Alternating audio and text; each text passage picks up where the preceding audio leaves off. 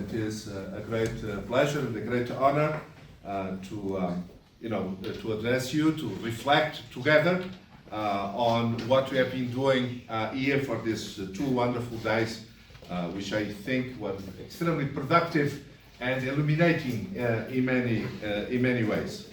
As we were saying before, we are blessed by being here at the heart of Ethiopia, which is the heart of Africa. And since we have here the First Lady of Armenia, at least twice I thought that one of the things we need to think is the connection between Armenia and Ethiopia. Because I think there is a line, I didn't discover it, but it must be there, and perhaps it could be very, very useful and very important for the 2 cultures, the 2 nations, the two entities, political entities, to rediscover, going back to our common biblical roots, which I think are crucial for our own self-understanding. So I think one of the things, so I have here a couple of points that I'd like to make in the little time I have. One of the things that I'd like to emphasize this morning at the concluding of this conference is that what we did is the experience of encountering one another, encountering ourselves. For me, encountering Ethiopia, encountering Ethiopian culture, encountering people from Ethiopia and from abroad, from South Africa to Italy and other places.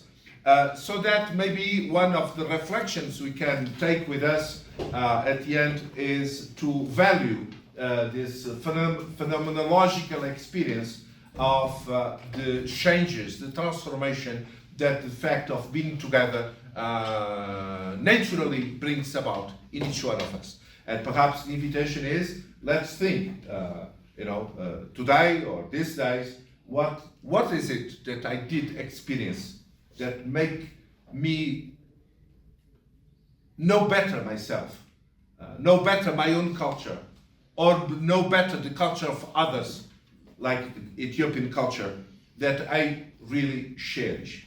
And I will promise to myself to keep analyzing and going deeper and deeper, even studying, in my case is what I intend to do, some aspects of the things that we learned. I learned for the first time today and yesterday, and we need to go deeper into the issue.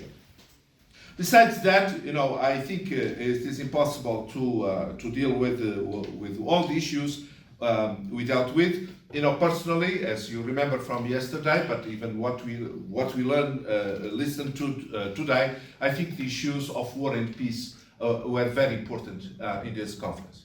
Of course, there are others: development, sustainable development, ecological justice, intergenerational justice, etc.